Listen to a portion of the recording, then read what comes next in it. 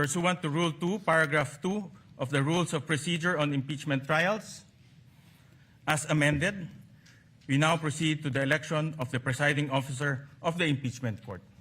Senator Judge Panfilo Lacson is recognized for the election. Point of order, Mr. Presiding Officer.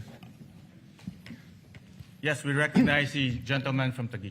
Thank you, Mr. President. Mr. President, Mr. Senate President and Presiding Officer, as the preamble of the Constitution said, imploring the aid of the Almighty God, and as you said yourself, that every stage of this impeachment, we have to make sure na patas, we have to make sure na may due process, we have to make sure that it is fair. It is very clear in the Constitution of the Philippines that the presiding officer is the Senate President. Section 3, Paragraph 6 of Article 11 of the 1987 Constitution, the Senate shall have the sole power to try and decide all cases of impeachment. When sitting for that purpose, the senator shall be on oath or affirmation. When the President of the Philippines is on trial, the Chief Justice of the Supreme Court shall preside, but shall not vote. No person shall be convicted without the concurrence of 2/3 of all the members of the Senate. I will go to that other 2/3 inquiry later on because this is another threshold issue, Mr. President. But to further the point of order, with the indulgence of Senator Lacson, so that we can discuss this intelligently. On the final question of whether impeachment, on the issue of who shall preside, under the Constitution, it may seem that it does not say who should preside. But if you look at the records of the Constitutional Commission, number 40, 26 July 1986, the framers deliberately chose the phrase, sorry, Mr. President.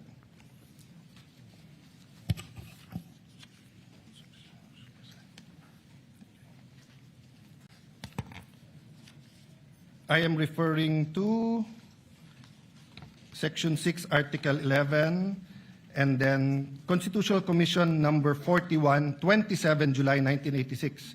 The presiding officer, Mr. Treñas, Commissioner Davide is recognized.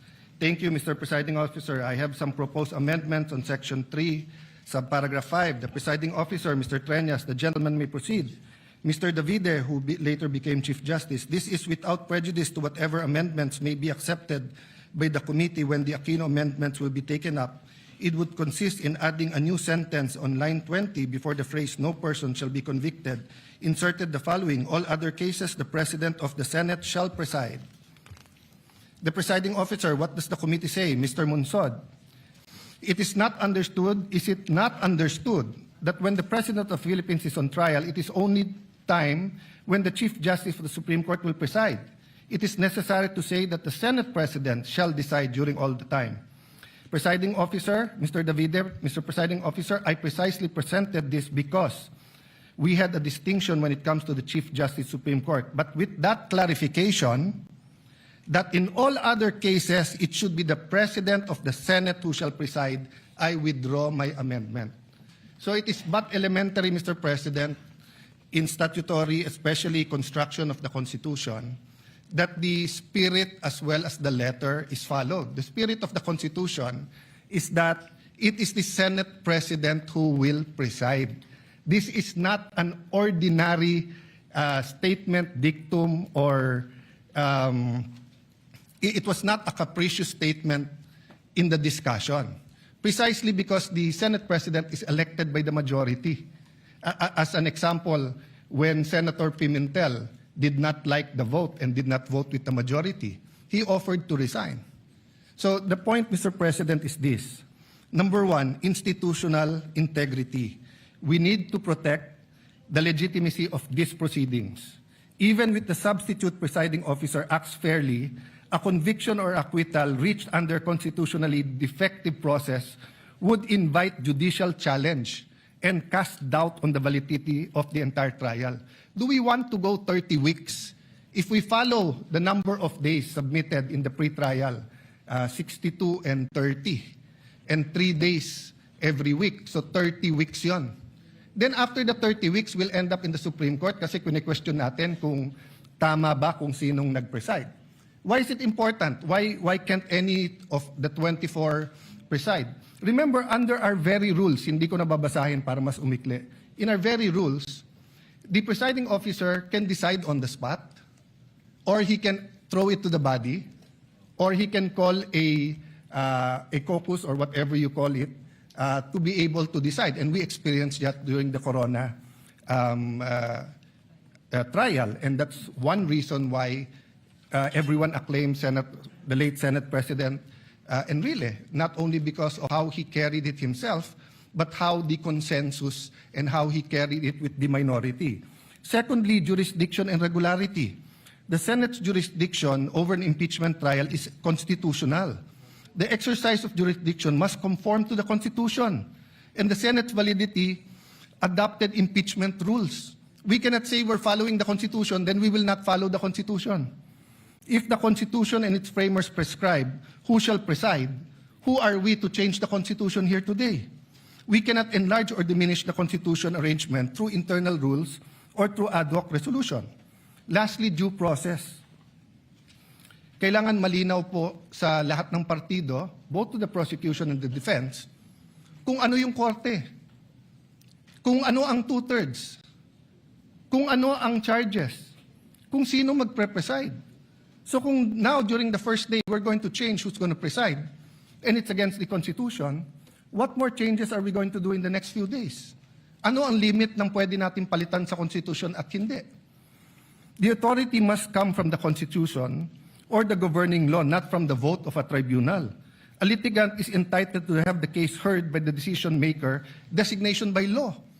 The law cannot say that ang mag-hear kay Senator Marcoleta ay Sandigan Bayan, tapos sa Court of Appeals natin siya dadalhin. Hindi pwedeng sabihin sa RTC dapat i-hearing si Juan de la Cruz, tapos sa Sandigan Bayan natin dadalhin. Hindi pwedeng sabihin tatlo sila sa CA, pero in this case, nagbotohan kami, isa lang kaming mag-hearing. Proceedings before a judge or hearing officer who lacks the legal authority are invalid regardless of fairness of the proceedings. A judgment rendered by court without jurisdiction is null and void and may be attacked anytime. It creates no right and produces no effect. It remains basic fact that in law, the choice of the proper forum is crucial, as the decision of a court or tribunal without jurisdiction is a total nullity. A void judgment for want of jurisdiction is no judgment at all. All performed pursuant to it and claims emanating from it have no legal effect. Tan versus Cinco, GR number 213054, June 15, 2016. Penned by Justice Perlas Benabe, First Division. The constitutional authority, Mr. President, is very clear. Now, let's put that aside for a moment. But we're not allowed to do that. But for a moment, let's put that aside, that the Constitution is not clear and does not tell us what to do. The rules of the Senate says that any amendment should be presented a day before. And that's why the then minority, when I was Senate President, walked out, because your contention was, when we gave it to the Committee on Rules, kahit mahigit isang araw na at binabalik ng rules, we did not follow the rules. So on the rump session or alleged rump session on June 3, first of all, you did not have a quorum of 13. But let's assume for the sake of argument, I'm not giving you that point. As far as I'm concerned, it's in the Supreme Court, walang quorum on 12. Assuming may quorum on 12, you did not follow the rules. There was not a one-day notice for the rules. And then if you look at the records, this impeachment court adopted the rules on May 18. So that means that it is this impeachment court that now has to adopt any amendment to the rules. We did not debate that amendment to the rule. We cannot now just change the rules. We're here for the opening statements. We're here for the trial. Are we here to change the rules? We're changing the rules here today, Mr. President. So, Mr. President, later on I'll ask permission to talk about yung two-thirds because both the issue of the presiding officer and the issue of what constitutes two-thirds of all members is a threshold issue.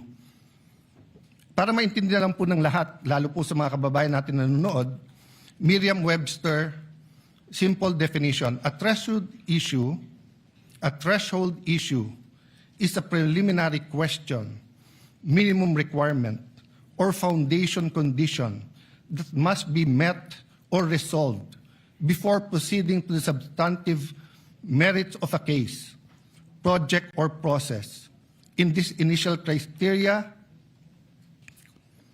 if this initial criteria is not satisfied, further action is typically dismissed or halted. I want to avoid that this impeachment trial will be declared null and void. I want to avoid walkouts. I want to avoid any delays, Mr. President. The Senate President is more than capable. He said he is willing. He said he is ready. He has been in many situations in his life that people say you cannot do it, but he has done well. He has studied. So what's the issue? Why do we have to vote for a presiding officer, Mr. President? Why can't we follow the Constitution? So the point of order, Mr. President, is that amending the rules, implementing a null and void rule, and violating the Constitution will endanger this whole hearing, Mr. President. So please rule on the point of order, and I hope that the Senate President, who is more than able, will preside. Thank you to the gentleman from Taguig. Before I express my views on the matter, let me just put into the record the facts on when we amended Rule 2 of the Rules of Procedure on the impeachment trials. On June 3, 2026, Senator Juan Miguel Zubiri proposed Senate Resolution number 430, and that was adopted during that time. And then, on the same day, the same resolution was adopted and renumbered to Resolution number 40. It was published on June 9, 2026, in the Philippine Daily Inquirer, as well as Malaya. During that time, in June 3, when we amended the rules, everyone had the opportunity to express their views regarding the proposed resolution. And since no one objected, we adopted Resolution number 430 and renumbered it to Resolution number 40. That is anchored on our Constitution, Article 6, Section 3, Paragraph 8 of the Constitution, that the Congress shall promulgate its rules on impeachment to effectively carry out the purpose of this section. So my view to the good gentleman, from, let me just finish, sir. My view is this resolution has been duly approved, and everyone was given an opportunity to discuss that, to object. However, it was no one objected to that resolution, and it was duly approved by the body. So any discussion regarding this resolution should be discussed in plenary when the Senate convenes as a legislative body. In the past precedents, during the ERAP impeachment, November 15, 2020, the body as well approved the rules of impeachment in plenary. During the Corona impeachment, March 23, 2011, once again, resolution number 39 was adopted in plenary. So any issues pertaining to this resolution should be discussed in plenary when the Senate convenes as a legislative body. So that is the position of the chair, and the view of the chair on this matter. Sir President, first, may I dispute that you used the word fact. It is not a fact that the rules were changed because it is being disputed that first, there was no quorum at that day. Second, if we are going to amend the rules of impeachment for the impeachment trial in plenary under the rules of the Senate, Section 136, second paragraph says, the rules may be amended by means of a motion that should be presented at least 1 day before its consideration. It was not presented on June 2. So, we did not follow our rules. So, a rule that was passed that did not follow our rules or amendment that was passed that did not follow our rules is void. You cannot get anything out of it. It is a nullity. So, if today we pass a change in our rules and we do not follow our own rules in changing that rules, we cannot follow that rules. Secondly, Mr. President, the impeachment court already adopted our rules. Iba po ang plenary, tama po kayo doon, I agree with you there. Iba po yung impeachment court. So is the impeachment court now hostage or subject to whatever changes the legislative body does and we will not adopt? Then why did we adopt the rules when we took our oath? We adopted it because the impeachment court is not powerless to talk about our rules. But finally, Mr. President, for the sake of argument, just for the sake of argument, wag na natin tignan yung mga amendments. It's against the Constitution. So can the impeachment court disobey the Constitution? If the Constitution says the presiding officer should be the Senate President, can we now say na no, pagbotohan natin kung sino? Because if we say that we can, what next? Will we add to the articles of impeachment? Will we lower the bar of the quantum of evidence needed? Will we say that baliwala na yung pre-trial brief at bahala na si Batman? So, Mr. President, I thought that's why we have the rules. Because when we have the rules, it dictates fair play. And the rule says it is the Senate President who will preside. So if now we're not going to follow the rules, anong pinag-uusapan natin patas? Anong pinag-uusapan natin due process? Anong pinag-uusapan natin na fairness? It is who we chose as Senate President is a political. So we made our case doon na we would have a more fair. You made your case, you got the majority. Now you got the majority, we will give you all the support, Mr. President. But we have to follow the Constitution. We cannot have a trial where we do not follow the Constitution, Mr. President. I think pinaka-basic po yun. Saan sa Constitution po nakalagay, Mr. President, that ang nakalagay dito po, only in case the President. Let me give you a hypothetical. God forbid, God forbid. God forbid may mangyari sa Pangulong Marcos. Maging Pangulo ngayon po, si Sara Duterte. My view is tuloy yung impeachment. Pero, ang magpre-preside na yung Chief Justice. O pwede ba tayong magbotohan na wag yung Chief Justice ang, wag yung Chief Justice ang mag-preside? So how is it possible that today, we're starting out on the wrong foot by arguing who will preside when the Constitution already settled it, Mr. President? So I appeal to my colleagues. There are a lot of accommodations, there are a lot of things, may bigayan talaga dito. May botohan, may caucus, may in-camera discussions. Pero pagdating kung sino magpre-preside na malinaw sa konstitusyon, wag na natin pag-awayan yon. The prosecution is here. I think they're ready. The defense is here. I think they're ready. Let's give the Filipino people, a fair trial. Hindi po fair kung pipiliin natin kung sino ang kahit sinong magaling, kahit ako piliin nyo. Hindi ko po tatanggapin yon kasi mali po yon. Hindi po yun ang nakalagay sa Constitution natin. Very, very clear po sa records ng Constitutional Commission. Walang makaka-amend doon. We are not given any latitude on this matter, Mr. President. I appeal to you, Mr. President. This is your Senate presidency. Thank you. Thank you for that, those views to the good gentleman from Taguig. Kanina po, nabanggit ko ho na in my manifestation as the Senate President, that resolution number 39, or the rules of procedure on impeachment trial, as amended, shall continue to apply.